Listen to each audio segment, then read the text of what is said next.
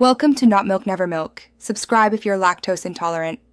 In this video, I will show you how to reset the oil life on your Hyundai Veloster. First, ensure your vehicle's ignition is in the on position, but do not start the engine. Next, use the steering wheel controls to navigate through the dashboard display menus. You'll want to find the user settings or vehicle information section. This is where you'll access the service interval options to begin the reset process.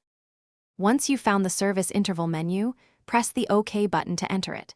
The display will then show you options related to your oil life and service reminders. Look for a reset option or a similar prompt. When you see it, press and hold the OK button for a few seconds. This action confirms your intention to reset the oil life monitor, preparing it for your next service cycle. After holding the OK button, the display should confirm that the oil life has been successfully reset, typically showing 100%. You can then release the button. This indicates that your Veloster's system now recognizes the fresh oil change. Finally, turn off the ignition completely. This step ensures that the new oil life setting is saved and properly registered within your vehicle's computer system.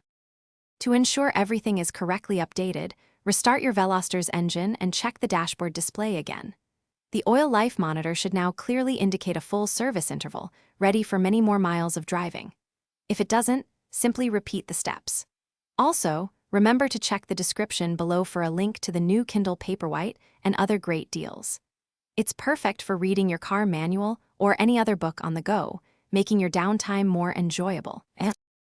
Thanks for watching. If this was helpful, leave a like and consider subscribing. See you next time.